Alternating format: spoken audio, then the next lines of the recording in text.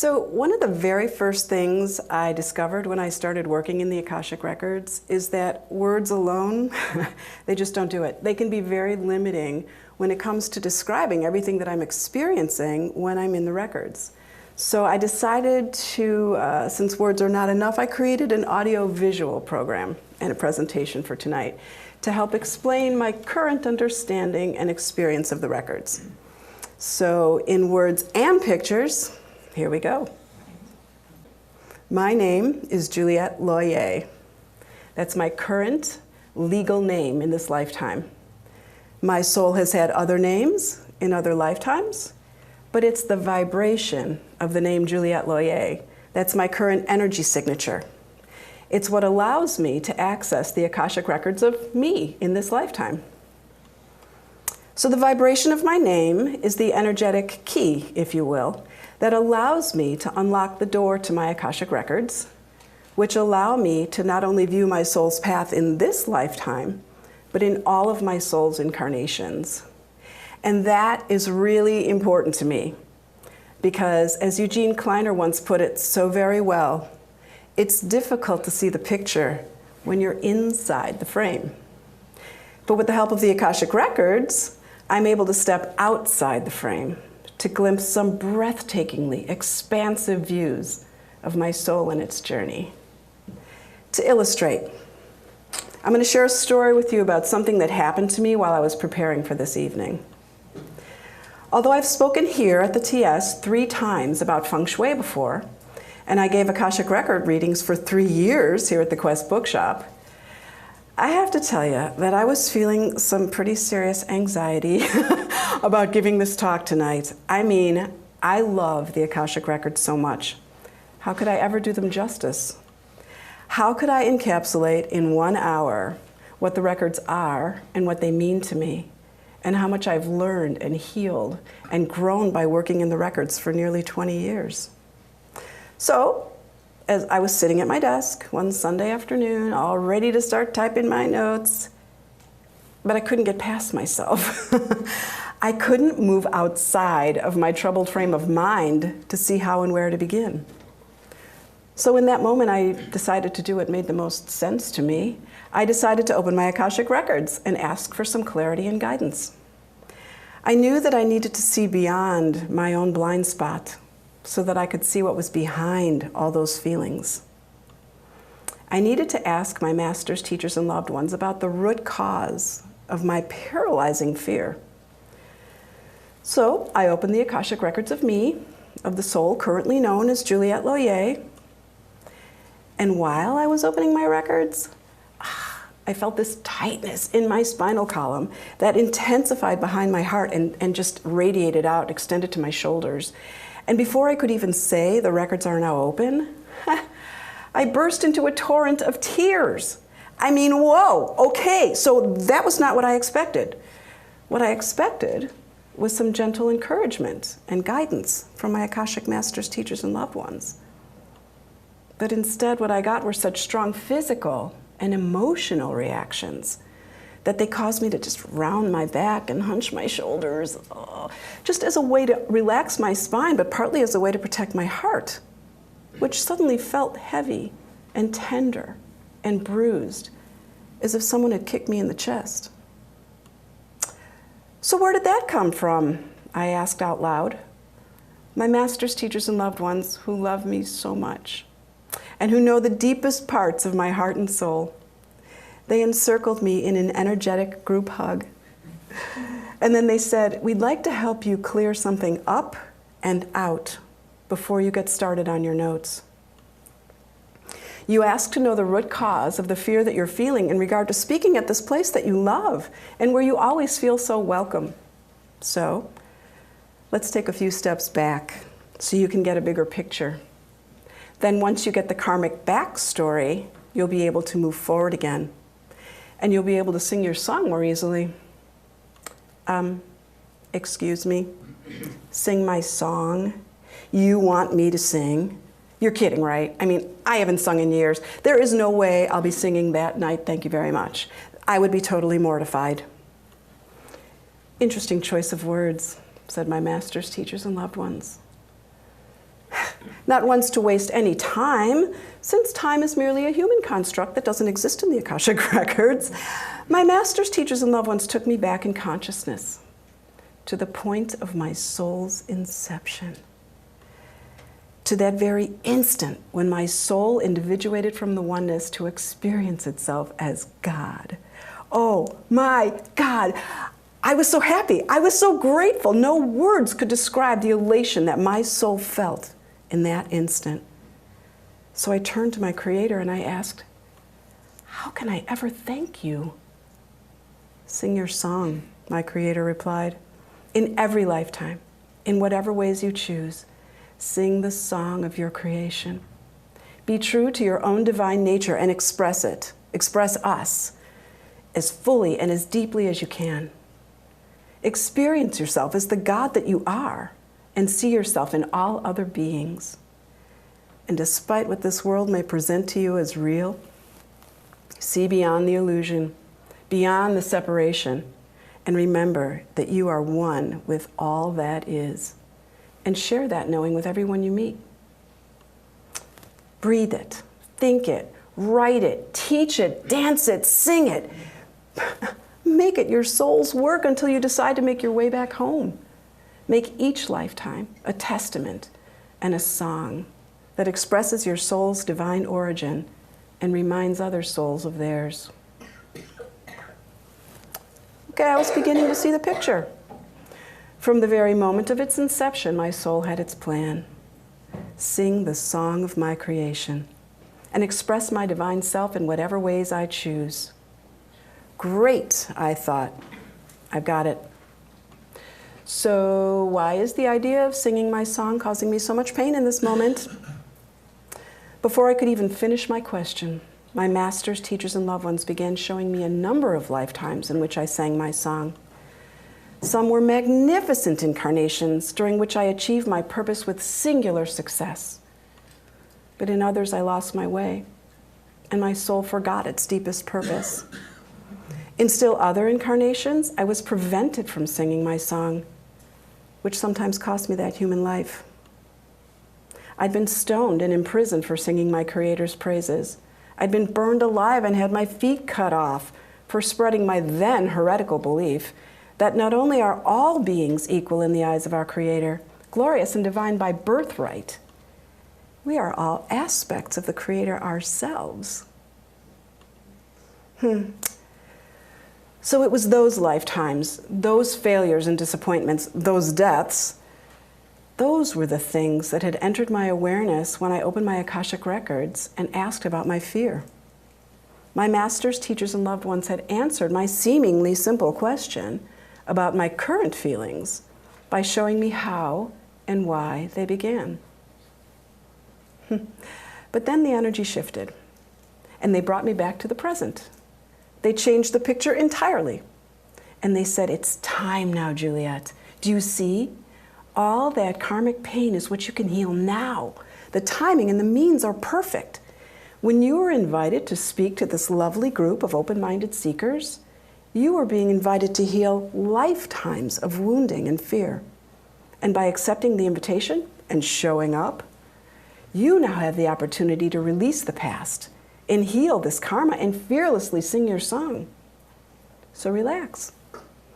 Take a good deep breath and sing your song. Express yourself as only you can. But before you do, we'd like to reveal just one more piece of the picture. Not to give you stage fright or anything, but some of your people in the audience tonight, those persecutors in your previous incarnations, well, they're here tonight. They're here tonight, too. Because not only did they fulfill their soul's purpose of helping you all experience lessons around illusion and separation and judgment, they, in various lifetimes, Juliet, were judged and persecuted by you. As they say, what goes around comes around, eh? It's the law of cause and effect. So forgive yourself. Forgive them and receive their forgiveness. Thank you, everybody. And then move forward with a new perspective that allows you to see that you've all been working together in service of your Creator. And human appearances aside, You're all on your way back to the love that made you. You've just been involved in these cycles of showing each other what love is and what it isn't. So transcend the dualistic notions of victim and abuser, and of only right and only wrong, and of only one way for that matter. Transcend the comparisons that lead to judgment and to placing others above or below you when you don't see them eye to eye, heart to heart, and soul to soul. Transcend the human experience of love, which is fraught with emotions and conditions and expectations that keep you stuck in unhelpful patterns. And tap into the divine energy of love, that love without conditions, which is constant and unchanging. In that energy, in that realm of consciousness, in that dimension of love, you can transcend and transmute the conditions that have kept you mired in your muck, that karmic muck. And you can dispel the illusions of who you've been and remember who you truly are. And you can embrace everyone around you as individual sparks of light, making your way back to the heart of God as you merge with all that is. After taking that in for quite a while, I finally found my words. Dudes, I said softly. That was some pretty heady stuff. My masters, teachers, and loved ones chuckled. Well, okay, let's look at it another way then, in a way that even children can understand. Let's use an example that you know very well. Remember that book that we helped you write in your Akashic Records? Your spiritual parable about an apple named Evie? I said, yeah. And they said, well, what does Evie do every day as she hangs out, no pun, on the tree of life? I am in the tree and the tree is in me. We are one and the same. That was my friend Paige. I'll introduce you later. She sings. Evie sings. Of course she sings. She sings about her love for the tree of life. She sings about her love for the Oh my gosh. Evie's me. Evie's me. All along, while I was writing about Evie's adventures on Earth, I was writing about my soul and its journey, and in a much larger context, about the journey of every soul. Bingo, said my masters, teachers, and loved ones. And now you know, through Evie's experiences, that even those you perceived as your tormentors, your bullies as they're called today, they're just part of the illusion, part of the dream. For on the level of soul, they were your best teachers. They helped you remember what was real. They helped you remember your song. Even while Evie was a girl on Earth and forgot it for a while, just by merely being, she never stopped singing the song of her creation. And likewise, by showing up and being in all of your incarnations, you've never stopped singing the song of your creation. So let go of your past disappointments and all those feelings that don't support your soul's purpose. Just be. Just be. Be there. Be you. Share yourself and your love for the Akashic Records. And in so doing, you'll be singing your song with ease. Let your heart do the singing. It'll strike the right chords. Well, can I just tell you how different I felt in that moment and how free? I know it can sound trite when people say this, but I just have to say it. It was as if so many events in my past and in my past lives had all been leading up to just this moment, tonight. So my soul could gain this awareness and could experience this healing. So, my heartfelt thanks to Paula and to John for inviting me to be here tonight. And thanks to all of you for being here. And to everyone watching this webcast, thank you so very much, wherever you are. We all, if we choose to, are being given an opportunity to participate in our own healing in ways both large and small. And through the information that my masters, teachers, and loved ones shared, we all just witnessed some powerful ways in which the Akashic Records can help us step outside the frame so we can glimpse the bigger picture of our lives from an eternal soul-level perspective. And speaking of the bigger picture, now that I've painted you a picture with some pretty broad brush strokes, I'd like to back up and focus on some details. And then after that, I'd like to share some examples of how the Akashic Records have helped me open the aperture of my consciousness and view the world through a much broader lens. So let's start with a quick definition. As I've come to experience them, the Akashic Records are a dimension of consciousness that contains a vibrational record of every thought, word, and action that a soul has ever experienced. So while I'm in the records, I'm receiving Akashic energy and information vibrationally by way of Akashic impressions. And so when I'm reading for someone and I say I'm getting the impression, I actually mean that quite literally. As in, I'm feeling bodily sensations or emotions, or I'm seeing pictures or symbols or colors, or I'm viewing a little movie or hearing a conversation. Or sometimes I hear keywords and phrases, and once in a while I even hear songs. But whatever impressions I'm getting, they're registering vibrationally in my body. And a lot of times a number of impressions are registering simultaneously. And I can process them all simultaneously too, because, well, when I'm in the Akashic Records, I'm also half out of my mind. Seriously though, I really mean that. When I'm in the Akashic Records, I'm in a state of consciousness that allows me to speak and process with my ordinary human mind, and yet simultaneously, I also have access to that vibrational field that some people call universal consciousness or the divine universal mind. So in a way, when I'm in the Akashic Records, my mind is functioning similarly to a computer that has a dual processor, and I can move seamlessly from one level of consciousness to another, downloading and synthesizing and translating all that I'm receiving. Another way of saying this would be from the individual, personal computer that I call my human mind, I'm accessing the Akashic Internet, that vast vibrational field of divine universal consciousness. And then I'm given access to whatever is most relevant to the search words that are contained in the questions that I ask. And all of this is happening so instantaneously, so concurrently, that having to communicate all of this in human words, everything I'm receiving, it can be rather cumbersome sometimes. Because in those times, those energetic impressions, those Akashic hits, as I like to call them, they really do illustrate the old adage that says a picture is worth 1,000 words. Only I'd paraphrase that slightly and say that an Akashic impression is worth 1,000 words, which often register in a nanosecond. I've actually had instances when I've gotten such a strong Akashic hit, which has resonated so deeply within me, that it feels like a lightning strike, and all I can say in those moments is, oh, I got it, I get it, I know. Because words are just way, way, way too inadequate to express what I know with my entire being in that moment.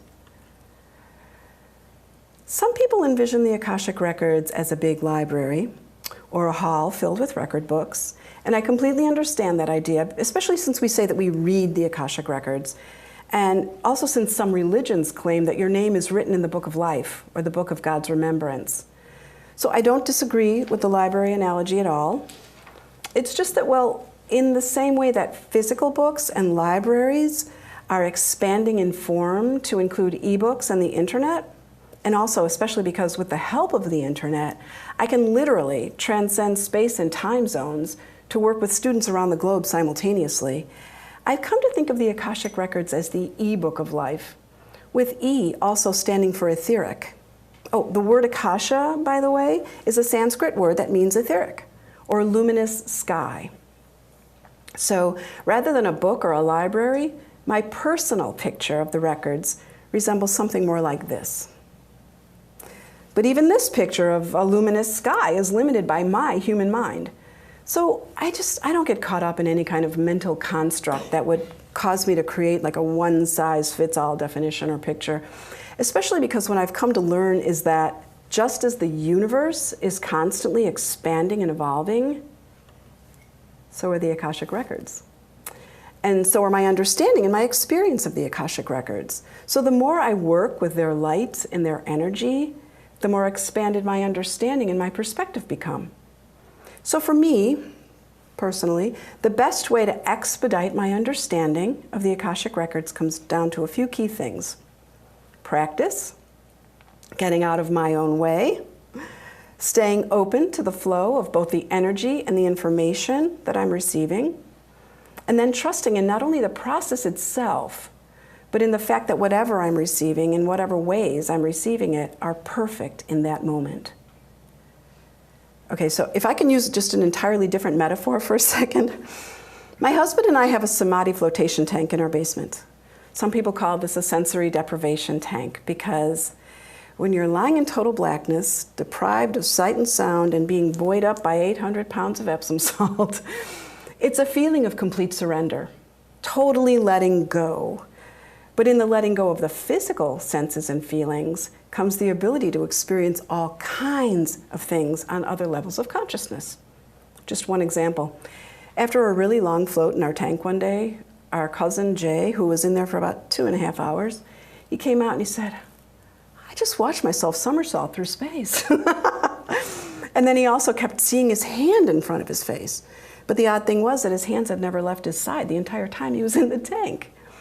So in a sense, a flotation tank is a vehicle that allows you to not only be out of one's mind, but out of body as well. But let me rein this in.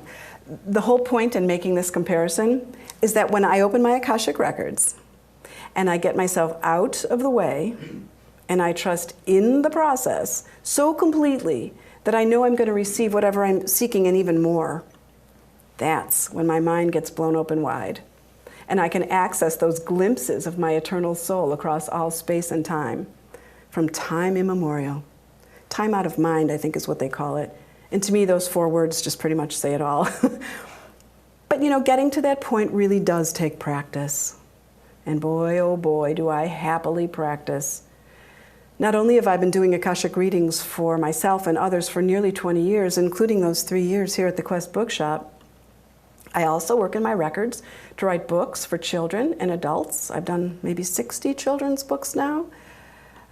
Wrote my Feng Shui book in my records. I also work in my Akashic Records while I study the energy of my Feng Shui clients' homes. And for some clients who request it, when I have their permission, I go straight into the records of the homes themselves. And in those cases, I often think of that expression, if these walls could talk, because believe me, they do. And a lot of times they have a lot to say. Animals' Akashic Records have a lot to say too. I knew that was coming. I do that every time I see that slide. I don't know. This is one of our cats, Bengali. And since our other cat's name is Molly, my husband Adrian and I like to call them Good Golly and Miss Molly.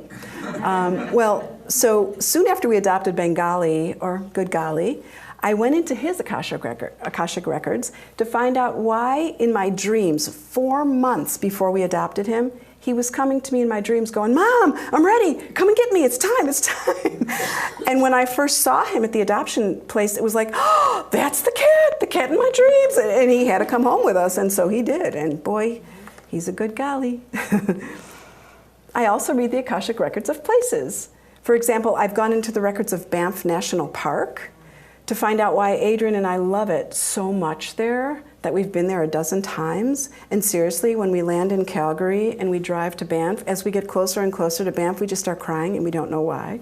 So I went into the records of Banff and I asked about that. I also went into the records of our favorite mountain, Mount Shasta in California, to learn why we visit it so often that we actually bought a second home to be its next door neighbor. This is the view out our window.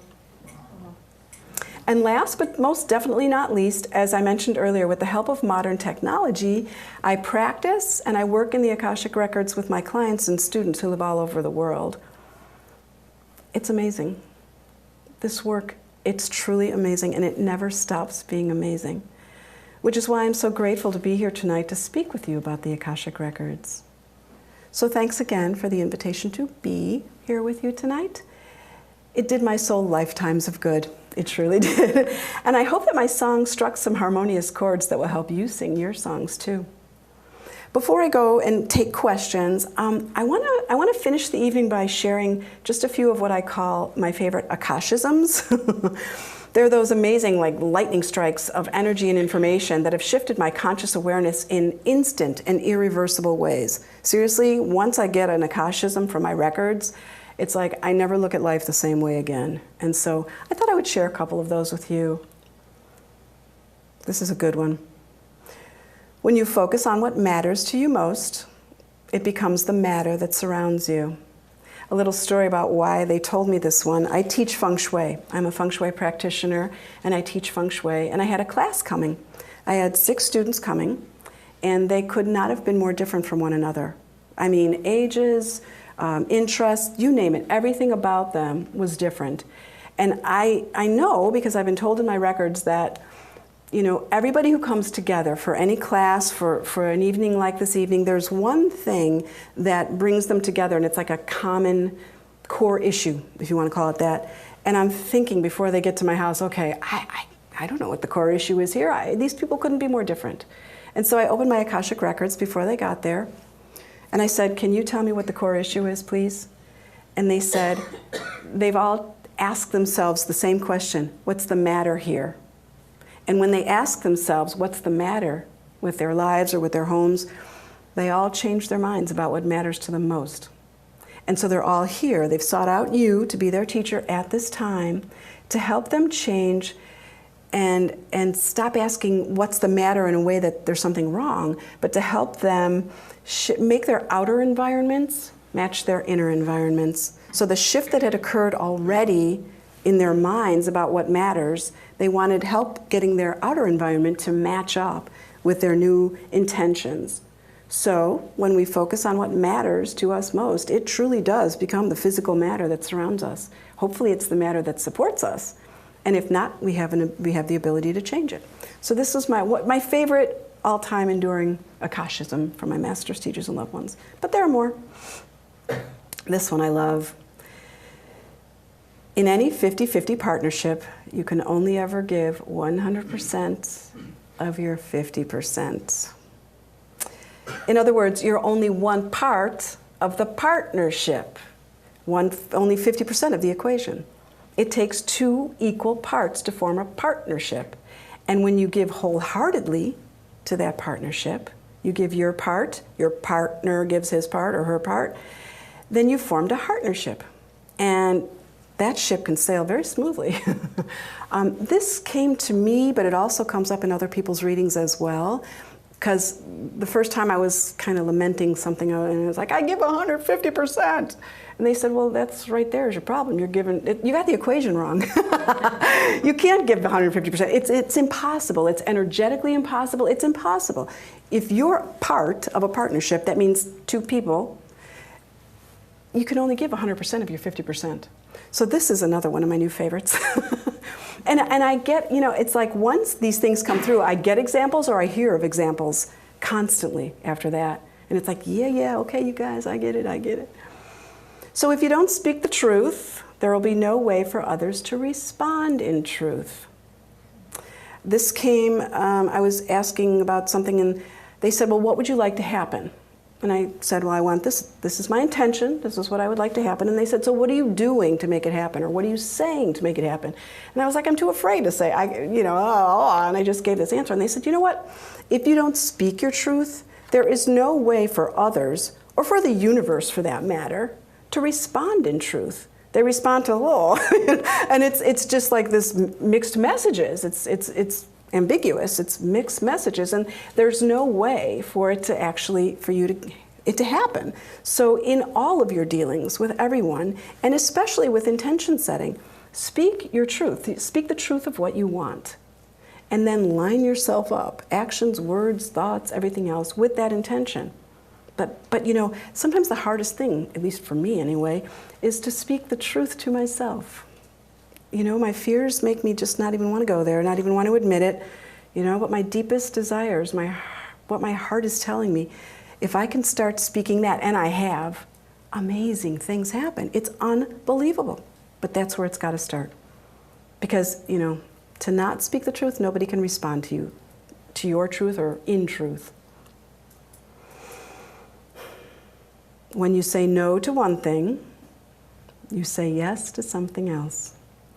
This is one that comes up quite a bit. It goes along with speaking your truth, and in keeping with the idea that your no truly does mean no, and your yes truly does mean yes, When you say no to the right thing, even when that's incredibly scary, or even when it feels selfish, a lot of times people I read for, it's like, oh, I can't say no, it's selfish.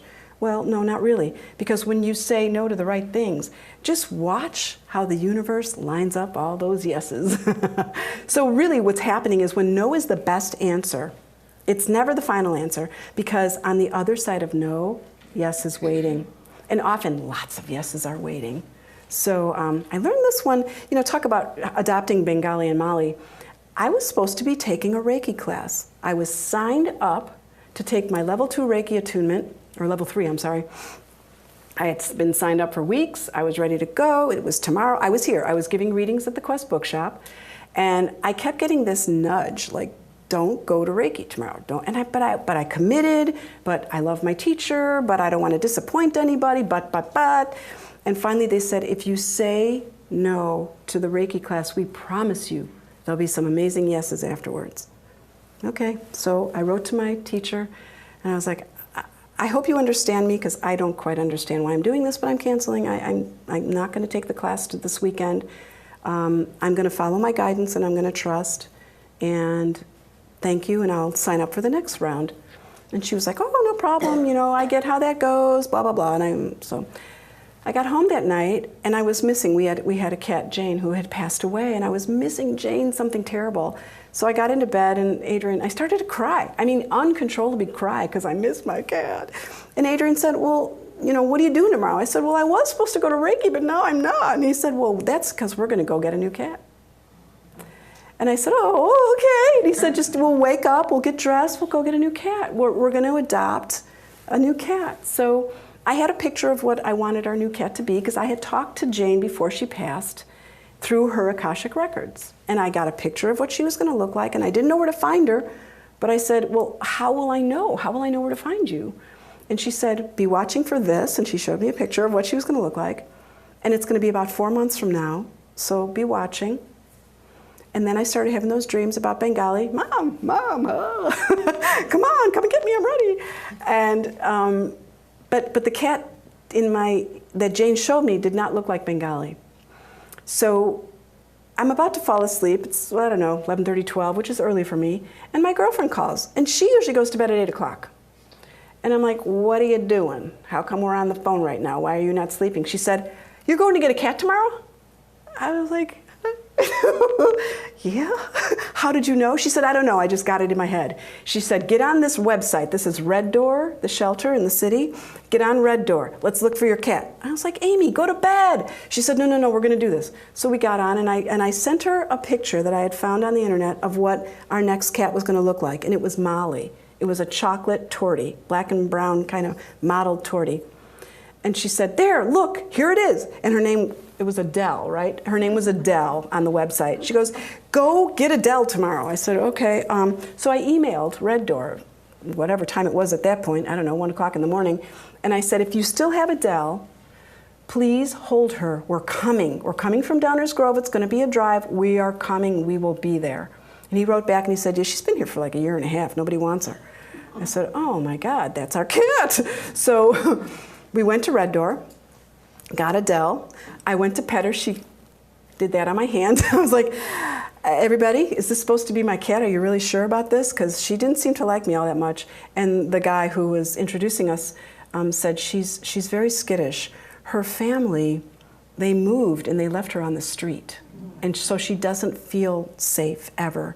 And she's been in the shelter, and she loves me. His name was Matt. She loves me, but she doesn't really like too many other people. You'll get to know her. She'll be great. She's the most loving cat there is. Well, of course, Adrian walked up to her and he, it's his cat. What can I say? She loves him. So, but now we've had her, what, 4 years now? She is the most darling, beautiful, loving, sweet cat I have ever seen in my life. So we're about ready to leave with Adele. And Matt says, don't you want to see the kittens? I said, no. No, this is our cat. This is the one. I got it in the records that this is the, I didn't tell him that, but yeah. And he said, well, everybody wants to see the kittens. And I said, okay, fine, let's go see the kittens. So we walked into this room. It was like, Red Door is kind of like a house with bedrooms, that they've made into this shelter. And there are bunnies running around everywhere, and there are cats. And so we walked into the kitten room, which was a bedroom, and there was a lady sitting there in the rocker, and she was rocking this kitten, and she's like, oh, these kids, these are like my kids, you know, and there are probably 10 of them in there, and they're running all around, having a good time. And I was standing and leaning against a file cabinet, and I'm just like, you know, leaning, I'm looking around, I'm like, okay, I've seen enough of the kittens, let's get out of here. I don't want a kitten. And this cat is like doing this to my head. He's on top of the file cabinet in a basket, and he's just tapping me on the head. And I turned around, I was like, what are you doing? So I walked away, and he jumped down, and he came right in front of me, and he backed up, or, you know, went on his back, and it was like, oh, this is the cat from my dreams. He has humongous white paws, bigger than I think I've ever seen. And I was like, Adrian, the cat from my dreams. And he was standing across the room, and he was doing this to me, and I'm like, peace, I know. And he said, no, 2, we're getting 2 cats today. So, all that to say, when you say no to one thing, and it's the right thing to say no to, look at how the yeses open up. These 2 cats are the love of my life. They bring us so much joy every day. Every day. They are just the most wonderful things. That's one example. I could give you 100.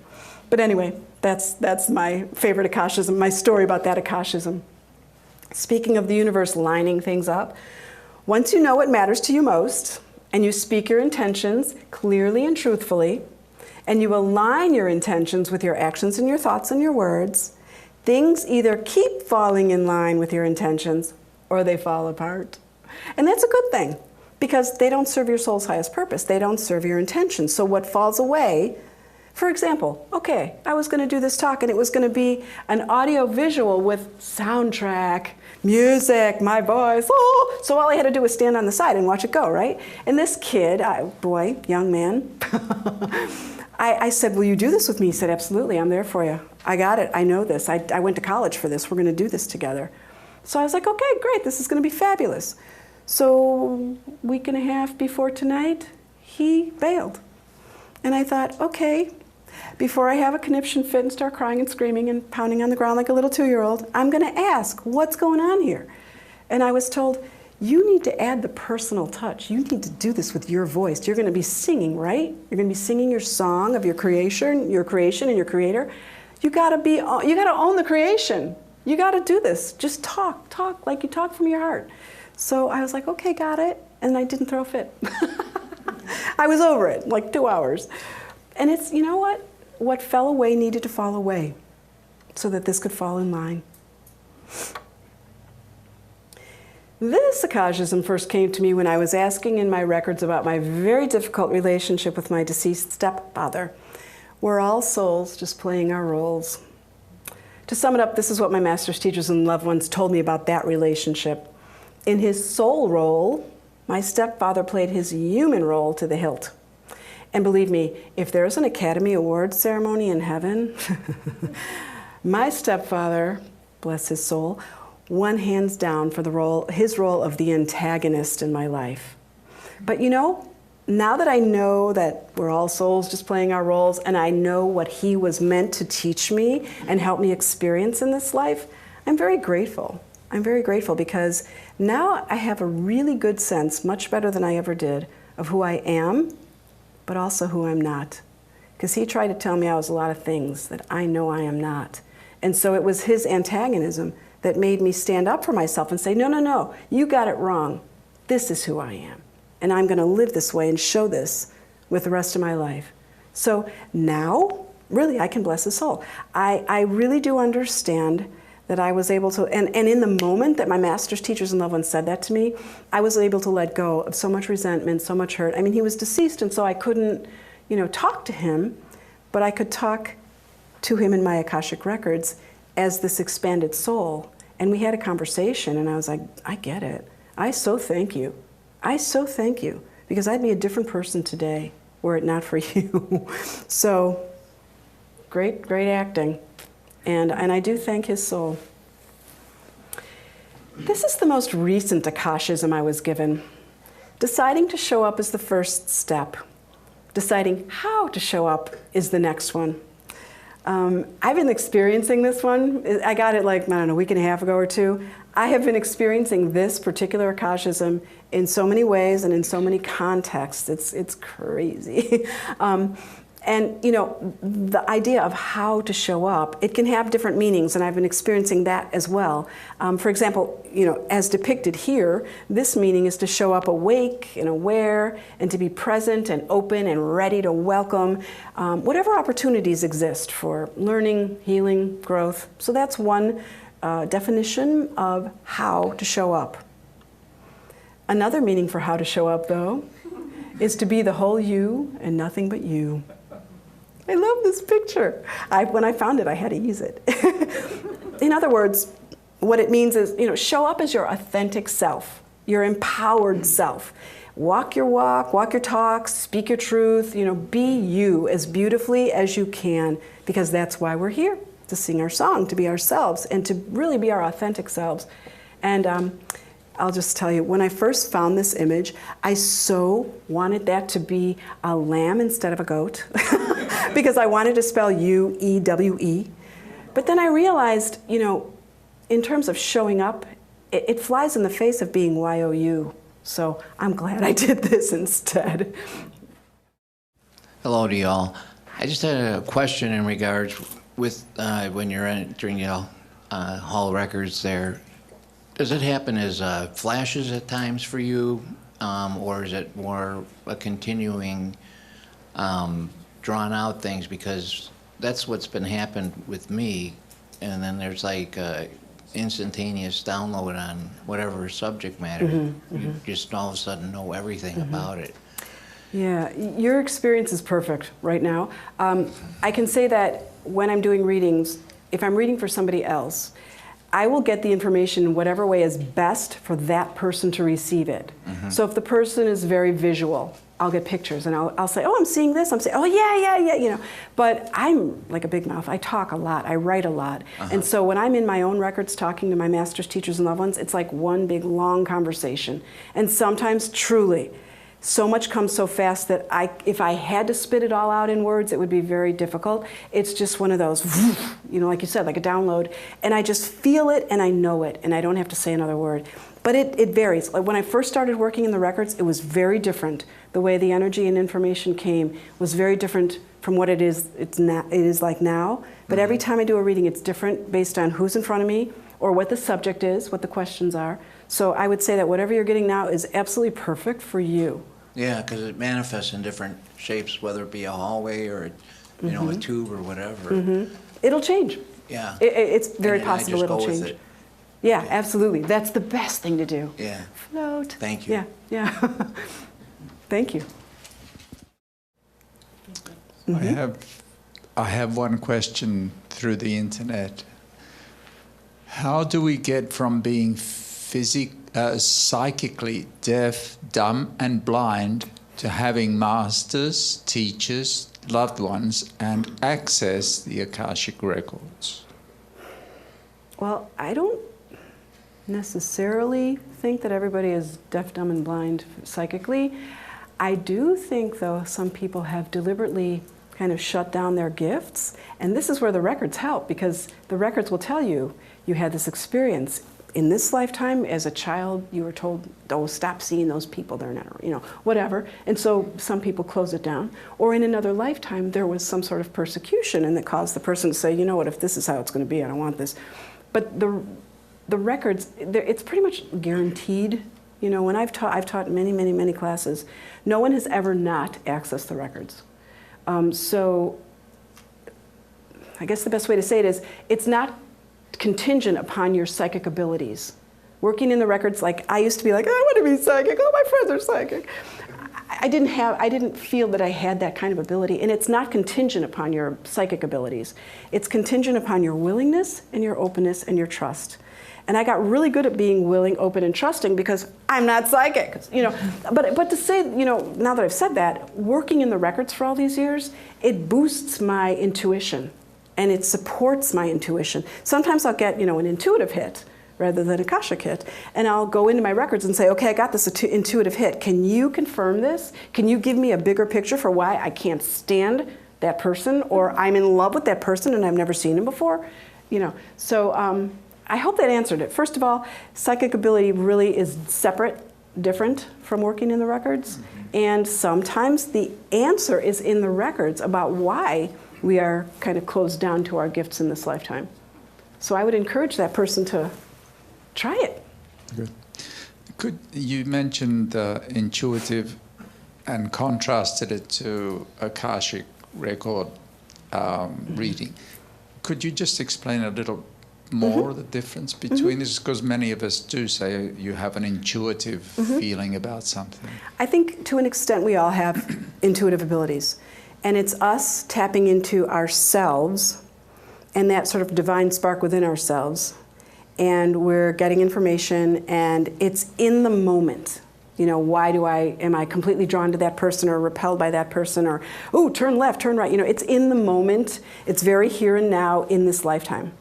And it serves a beautiful purpose. And as I said, working in the records has really helped me to beef up my intuition, and I'm really grateful for that. But the records themselves, it's like blowing the lid off the top of your head. I don't know how else to put it. We're given so much information, so much karmic backstory and you know, probabilities and possibilities, that instead of looking like at me in a spotlight and seeing, you know, just me on a stage, it gives you like a full view of the stage and all the players.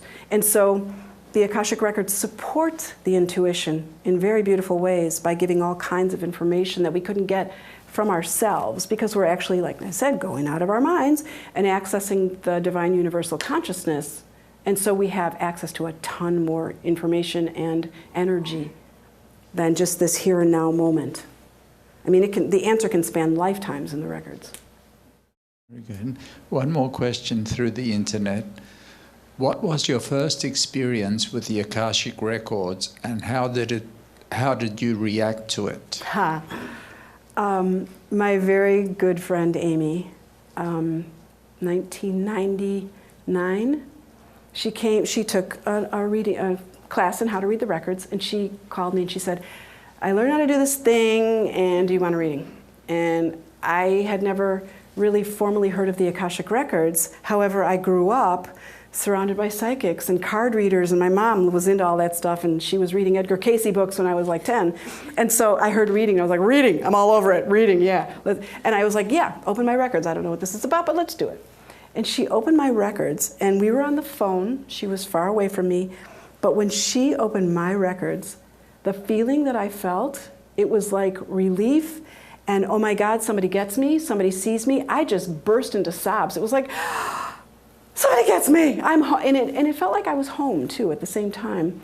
And it was so moving and so beautiful to be understood, you know, in that way, that I was just like, that's it, I got to do this thing. So I enrolled, I learned how to do it, I learned how to teach it, and I make it's part of my work. And not only do I do readings and teach the Akashic Records, I use it as the umbrella for most of my other work. And you know what, to answer or address your question again, when I'm working on a feng shui consultation, for example, I will be in the records for maybe an hour or two at a time. And I get very specific information to the task at hand. I take the floor plan, I take the person's goals and intentions, I put them next to each other, I open my records because I don't have permission to be in the other person's or in their home, and I'll just say, okay, feng shui masters, here's what I see. Can you show me energetically what's happening? And so I use the records in a lot of different ways, but my first experience was like, oh, somebody gets me, they see me. And it was great to be heard and loved. It's such a beautiful, loving, compassionate place.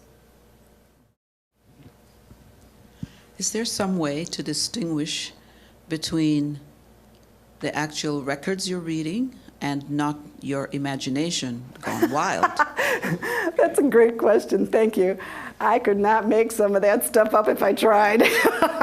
No, seriously though, I mean, really.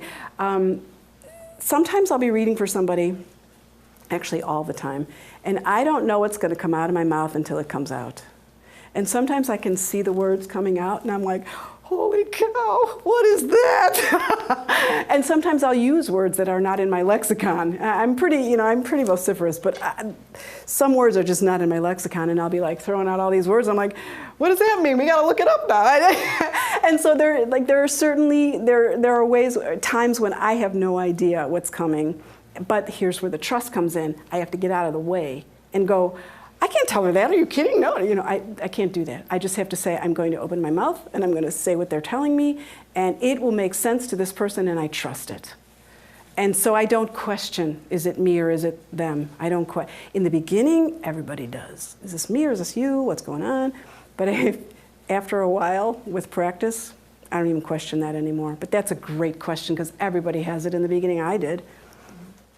This one from the internet is, how long did it take you when you first started to be able to do this? And on average, how long does it take for people just starting to learn how to access the records on a regular basis? Well, as I said, I've taught people to read the records many, many, many times and in many ways. And by the end of the class, everybody's in the records. Everybody. Their abilities vary depending on their trust or whatever, how they're willing to let go. But everybody, by the end of the class, reads the records. Practice is key. Oh my gosh, I can't stress enough how much practice is essential, and trusting and getting out of the way. Because I wasn't psychic and didn't claim any, great gifts, I was like, yeah, show me what to do, I'll do it. And seriously, I'm trying to think. I started reading for people about a month later, and you know what? There's grace in the records. And people who came to me for their early readings, they were novices too, and so their expectations, we met in the middle. Their expectations were not so great that I couldn't handle it. And I was able to give them what they needed, even if it was just like, I see a circle, well, oh, I know what that means, yeah. And so, as I practice and hone my ability to be in the records, hold steady, feel what it feels like, know it, then more and more challenging questions will come and experiences will come, but never more than the two can handle together.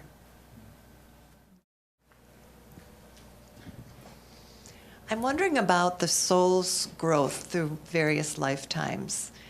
You talked about losing your way in some lifetimes, being very expansive and open in other lifetimes. Mm-hmm. Is the trajectory generally upward and outward, mm-hmm. or does the soul just continually go through up and down periods?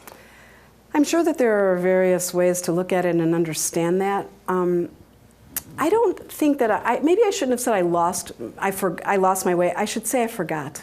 Because what I had accumulated in terms of knowledge and growth and wisdom, etc., on the soul level, we don't backslide, we don't go backward. How I apply it and how I use it from lifetime to lifetime, sometimes I forget. Or as we were talking about before, sometimes people shut down their gifts or their abilities or they decide to come into a lifetime and just kind of look to the human, species like a fool. But they're the strongest and most brilliant lights. But they come to help others learn a lesson. Maybe they've learned a lot of lessons and they're pretty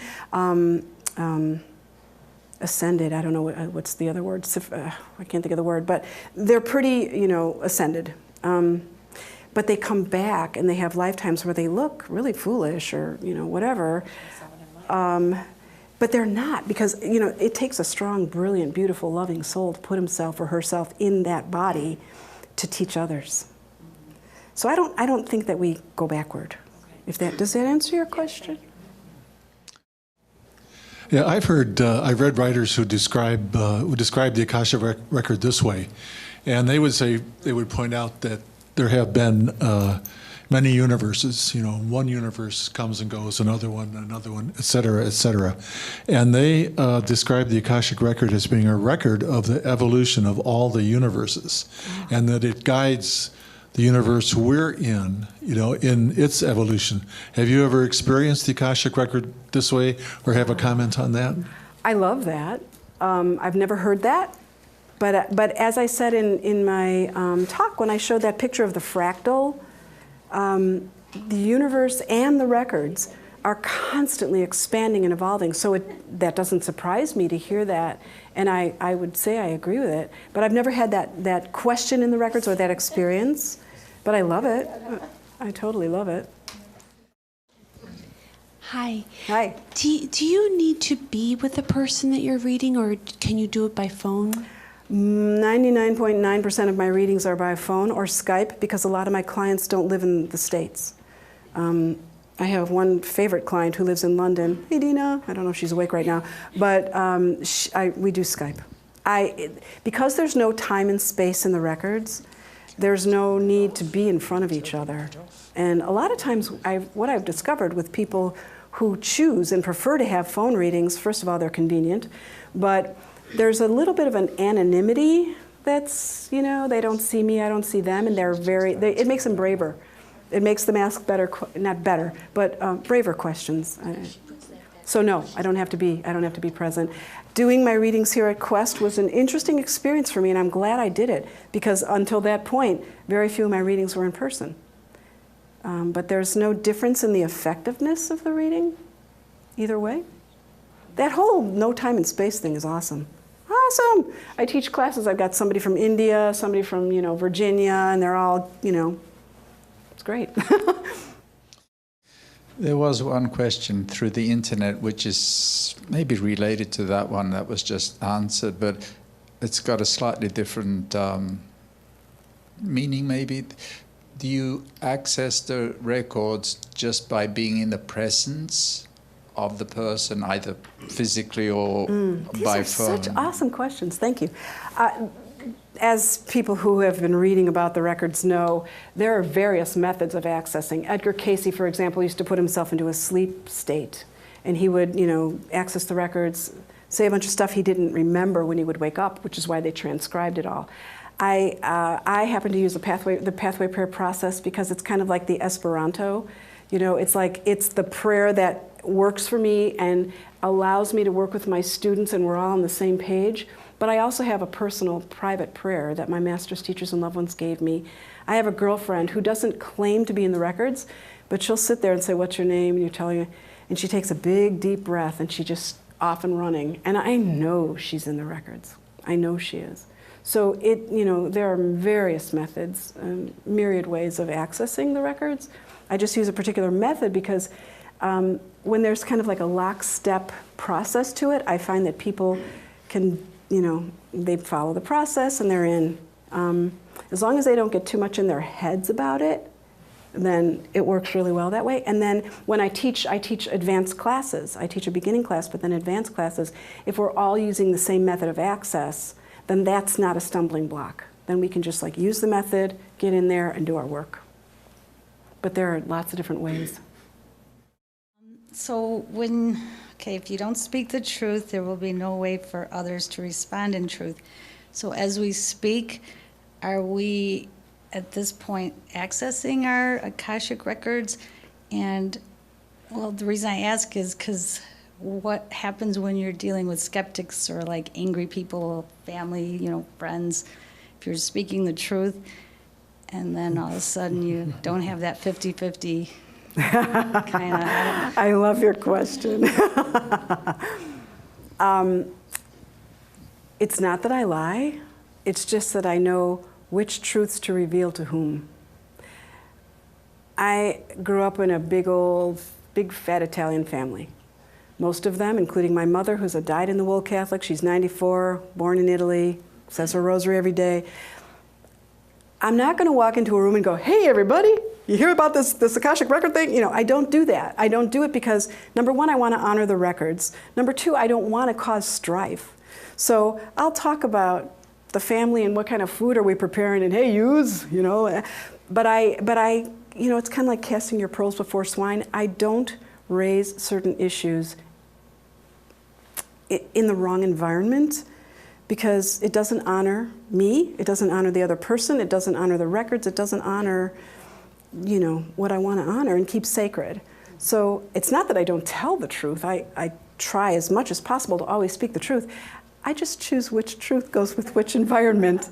And, I learned it the hard way, though, because before I got into the records, I started practicing feng shui.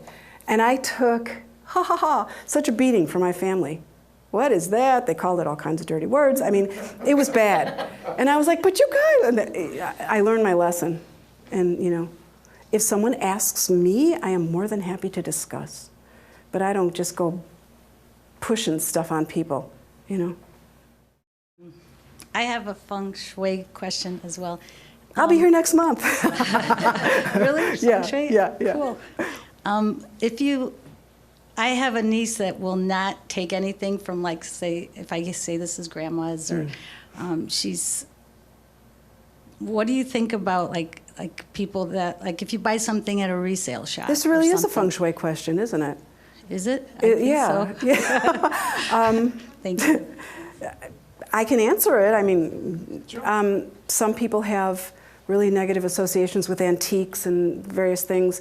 What I would say is go into that person's record and ask why. That's what I would do. I've had aversions or weird feelings about things before, and I'd go into the records and it'd be like, oh yeah, that's when you got your feet cut off, you know. So it makes sense. But your friend that you butt heads with, this is something that I learned from my teacher and that I do all the time.